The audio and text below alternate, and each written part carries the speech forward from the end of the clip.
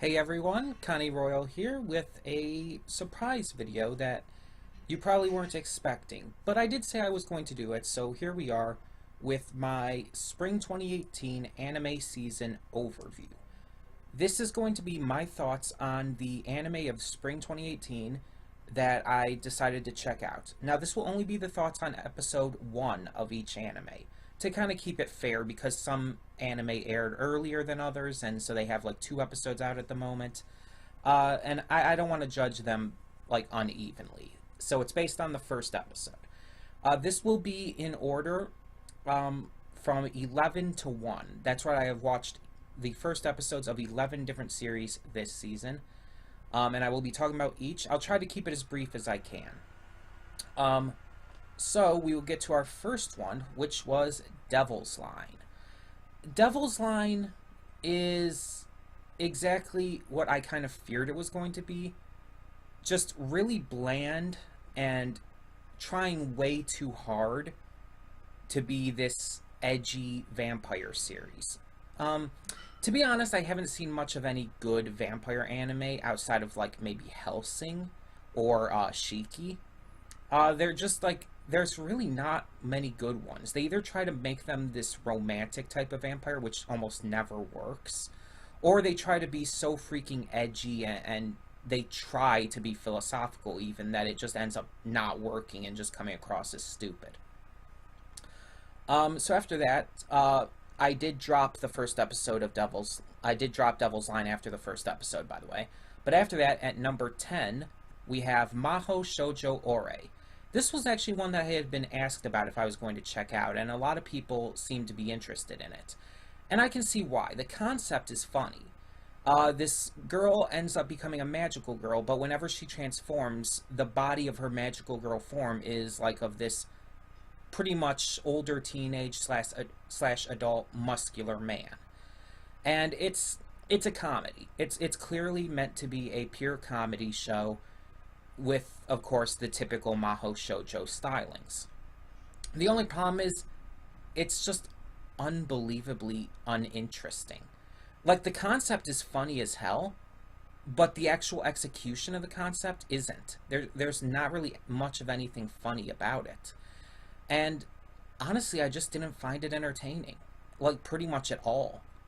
So, just like with Devil's Line, just to basically keep myself under control for how many anime I'm watching this season, I had to drop it.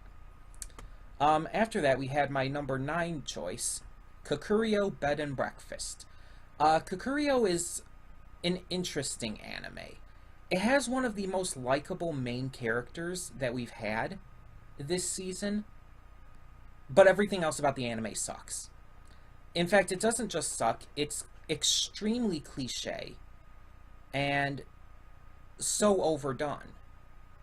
The entire thing about having the main character basically having been signed over against her will to marry this demon guy, yeah, because we've never seen that done a million times before, and in much better ways than this crap. Everything is just cliche, stereotypical, and just, it doesn't do anything new or special or funny or entertaining in any way. After that, we get, I did drop Kakegurui as well, but after that, we get everything else after this point is either okay to good. These were the only ones I really have a lot of negatives on. So, number 8 is Megalo Box. This is one that I actually did a reaction to the first episode. Now, as I said, I do not plan on continuing doing reactions, but I will continue watching the series for now. The first episode of Megalo Box made me kind of consider it old-fashioned in a way, and not in a good way. The first episode of Megalo Box came across as, like, out of its time. Like, this feels like a series that should not be airing in this decade. This seriously feels more like a 2000s anime at best, and honestly, more realistically, a 90s anime. It does not feel like it belongs coming out in 2018. Even the art and animation isn't anything really special. The music's alright. The concept is interesting enough, but in its execution, I really can't put it any higher than 8 because it just doesn't feel right to be a currently airing anime in spring of 2018. So after that, we have number 7, Tokyo Ghoul Re. So Tokyo Ghoul Re is one of the ones that I wasn't personally super worried about this season, but I know a lot of people were, especially the manga readers for Tokyo Ghoul and Tokyo Ghoul Re. Because the Tokyo Ghoul anime has gotten a lot of flack. A lot of people hate on it because it's not true to the manga. I'm an anime only. I do not read the manga. I don't read manga at all. As such, I can only judge it based on the anime. I can't judge it based on what it did or did not do or what it mixed around from the manga. The source material does not matter. As such, I viewed Tokyo Ghoul Re episode 1 just as that. The first episode of a series of an anime, not as an adaptation. And I enjoyed it. I mean, it wasn't amazing. It wasn't anything like fantastic or phenomenal, but I enjoyed it. The biggest issue I had with it, though, is that a lot of the new characters we were introduced to kind of unlikable. There's only a couple who I really cared about, and I mean, it was only the first episode, so I mean, there's not a lot to be like too upset regarding that for, because they're obviously going to build these characters and make us more interested in them as time goes on. But with the first episode, it didn't like really get me as invested as I feel it could have. Plus, the obvious time skip was a little bit jarring because they didn't explain enough. But hopefully they'll explain more about like what happened during that time skip in future episodes. So at number 6 is Persona 5 the animation, and this one I'm actually surprised at it being so low. And the reason why it's so low on the list is not why you might think. Persona 5 the animation had amazing animation. It was like the actual story and everything, the characters were great. The music was phenomenal, but that's kind of expected. So why is it only number 6? Well, it was extremely rushed. Like, extremely rushed. I had seen it a couple more times since I initially reacted to it for the channel, and I actually think it's more rushed than even I initially thought when I first watched it. Because going back and thinking about everything that occurs within the within the same time span, basically, in the game, it just feels like they skipped and skimmed over pretty much everything they could. The casino scene at the beginning, the interrogation that our main character was going through at the police headquarters, every scene, every single scene was so quickly rushed through that it really didn't give us time to breathe. Honestly, I think at the very least, they should have waited until the end of the episode to even arrive at the castle. And honestly, if I'm being completely honest, you know what I mean. If I'm being completely honest, I don't think they should have arrived at the castle until the end of episode 2. If I'm being honest, I really don't think they should have. It just felt so horribly paced, and they even kind of skipped over an entire big plot point. They showed a very brief portion of it, and that was, of course, our main character stopping the sexual assault by the one government guy. The entire reason why he's being sent away to live in this other town. It was completely skipped over pretty much, except for like a brief glimpse at it. But it didn't actually tell us what was going on. And I think that's completely wrong to do. So yeah, the extremely, extremely rushed pacing is why Persona 5 did not get higher than a 6 for me. Based on its first episode, of course. Number 5 is Sword Art Online Alternative Gun Gale Online. This, I kind of consider my dark horse for the season. This is the anime I was not really expecting a huge amount out of, but surprised me in probably the most ways.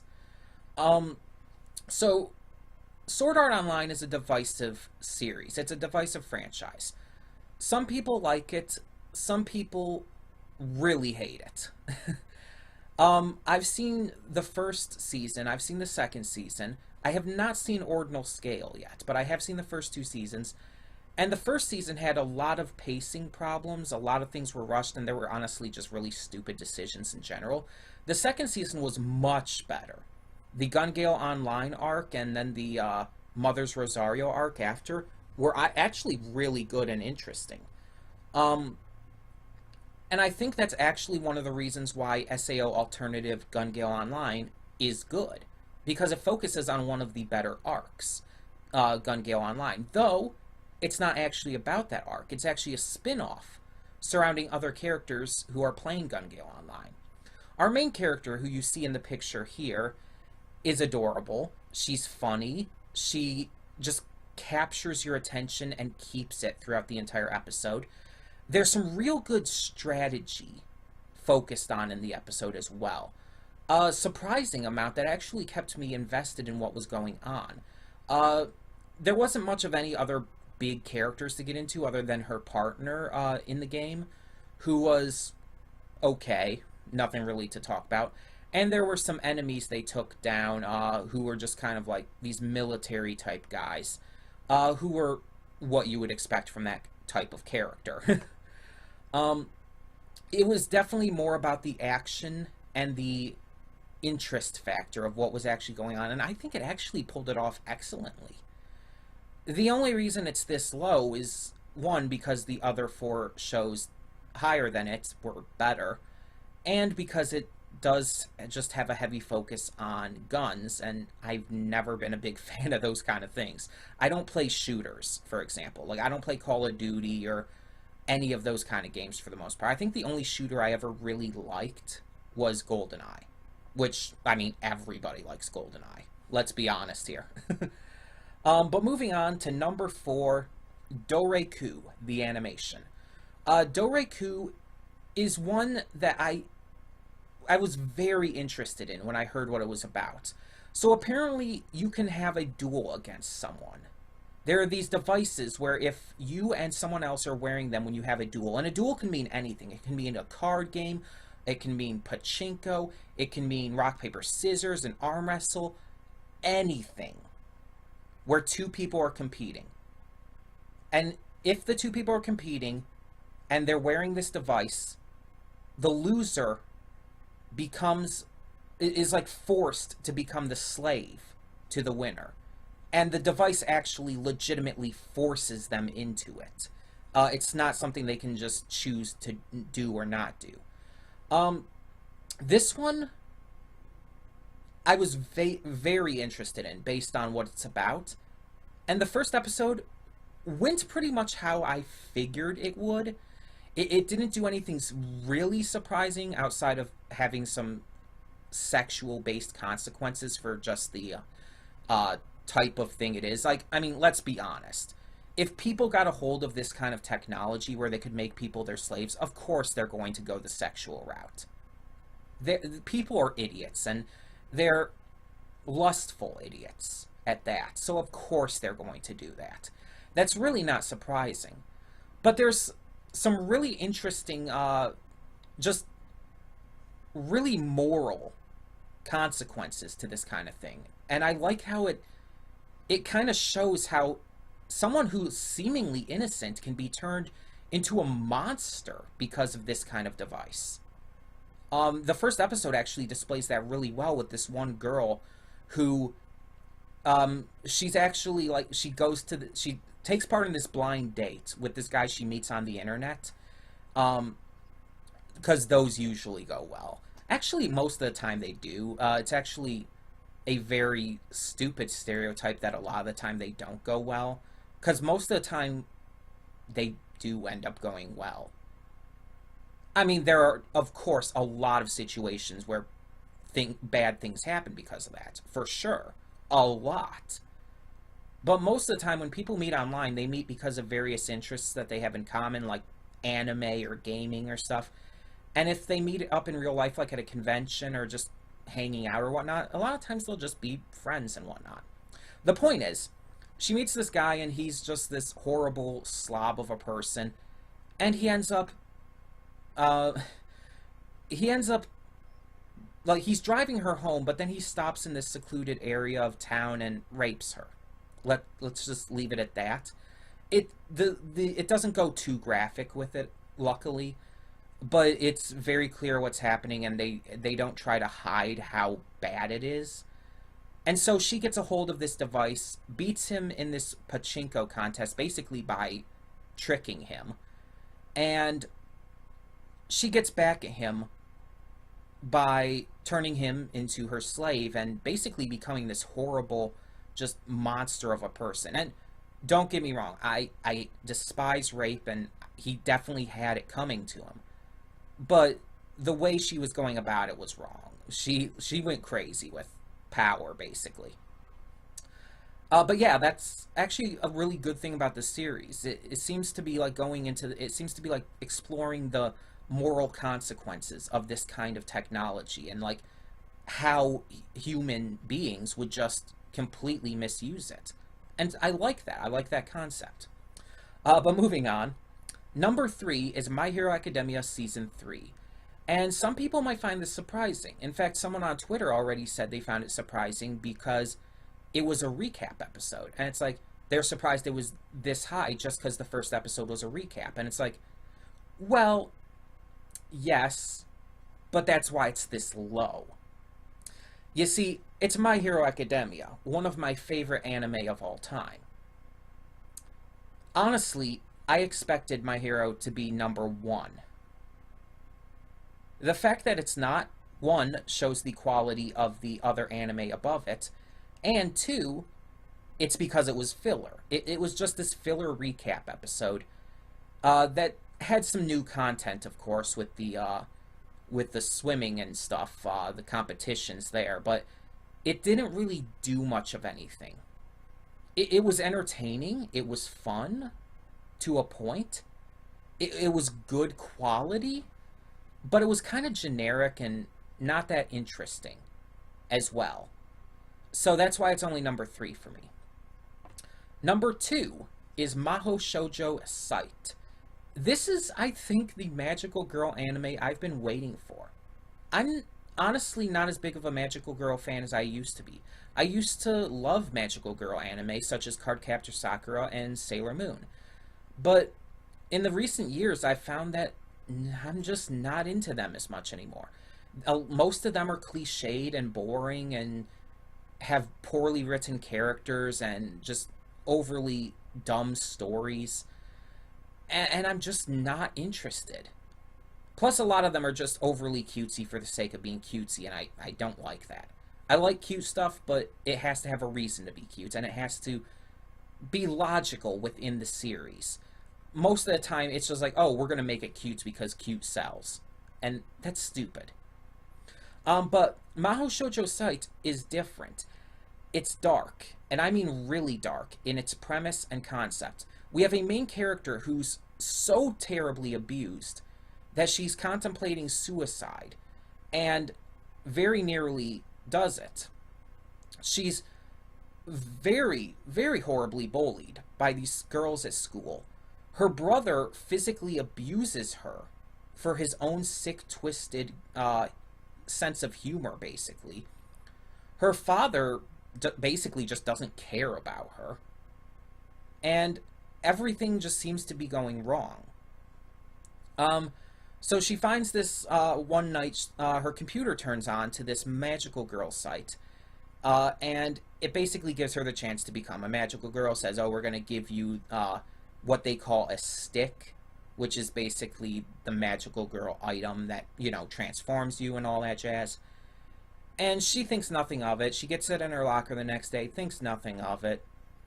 And when she ends up being bullied to a point of nearly being raped, that seems to be a horrifying and just completely sickening trend this season. She uses the stick, which is actually more like a Nerf gun. It looks like a Nerf gun, kind of, just it's heart-shaped. She uses that to seemingly teleport her attackers in front of an oncoming train. killing them both. And after using her stick, blood comes out of her eyes in a similar fashion to tears. So yeah, it's clear it's going to be very dark and menacing and melancholy, and I like that because it actually feels realistically dark. The characters, especially our main character and her struggles, the story, everything feels more realistic and natural than stuff like Madoka Magica, which felt edgy for the sake of edgy. So yeah, I really, really loved it, and I'm really invested for more in the future. But finally, we get to my favorite anime of the season, again, based only on first episode, because this is a first impressions kind of video. So my favorite of the season for first episodes was Steins Gate Zero, which is both a surprise and not for me. I loved the first Steins Gate season. I thought it was a phenomenal anime that had so many great things going for it. The movie, kind of meh at some parts, but good still. Very good still. So I kind of had some reservations going in, and I talked more about this on my actual afterthoughts during the reaction to the first episode. I kind of had some reservations going in, but I watched it, and I thought it was phenomenal. It was the best of the season, based on first episodes, that I saw again. Because it had very tight writing. The characters were all as fantastic as ever. Even though it has a new director, it felt like the same series. It honestly felt like there wasn't all of this time between the two seasons. Because this technically is a second season to Steins Gate. It doesn't feel like it, though. It feels like it continued right where the last one left off. Sort of. It's just another world line. But yeah, it feels like it's been no time at all. And I like that, because I'm just in it again. I'm in that Steins Gate hype again. But the biggest thing that I think put this over the edge to become my favorite of the season is how well it showcased PTSD after trauma. Okabe is traumatized by not being able to save Kurisu.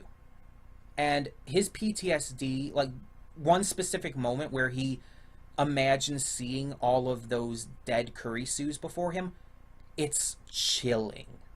And his reaction to Suzuo telling him that her mother was gunned down by a machine gun right in front of her and that her blood sprayed on her. His reaction to that, again, chilling. It sent chills down my spine. And that's a good thing, because it showed that this was affecting him. And on top of that, it was even said in the episode, he became normal. And for Rintaro Okabe, or the great Houin Kiyoma, that's not normal. For him to become normal would be like... It would be like for Izuku to give up. It would be like for... I don't know. It would be for, like, Peridot to stop being so darn adorable. It's not going to happen. But it did. Okabe became normal. He started just giving lectures at a college. He's no longer acting like a mad scientist. He's no longer shouting and laughing and joking around and pretending that he's stopping CERN's evil plans or learning about the Steins Gate from John Teeter. He's normal. He's even in a tennis club. Rintaro Okabe, Houin Kiyoma, is in a tennis club instead of being a mad scientist. At least he still seems to drink DK Pepper, because if he didn't drink DK Pepper, I would be pissed. No, but in all seriousness, it was so well written, so tightly woven together, and again, despite having a new director, it just felt like no time had passed at all. It's the same Steins Gate we know and love. These are the same characters we know and love. And I'm so excited to be back. So, yeah. That is my thoughts, my first impressions on the anime of spring 2018. This is just, once again, the shows that I've decided to check out. There are a lot of other anime that have come out this season that you may be checking out, and plenty of others will too, that I'm personally just not interested in or don't really have the time with other stuff I'm watching and reacting to get to. Tell me in the comments below, though, what did you think of all of these anime? What did you think of Devil's Line and how it, in my opinion, completely dropped the ball? What did you think of Persona 5's rushed pacing? What did you think of My Hero Academia's first episode of Season 3 being basically a filler recap? And what did you think of Steins Gate Zero raising the bar on what anime can truly be? And tell me your thoughts on all of that and more. And even if you disagree with all of that, tell me your thoughts if you disagree as well. Because I love to hear different opinions, believe it or not. Even if I strongly disagree with them, I love to hear them. Because we as people are diverse. And we need to have diverse opinions. We need to see things differently in order for our society to progress and survive. It's just how the world works. So tell me your thoughts on all of that and more in the comments below, and thank you so much for tuning in. For now, I'm Connie Royal, and I'm signing off. See y'all next time. And don't just live for tomorrow, or just live in yesterday. Just be glad for all you have that's in today. And though you've come through many obstacles, shed tears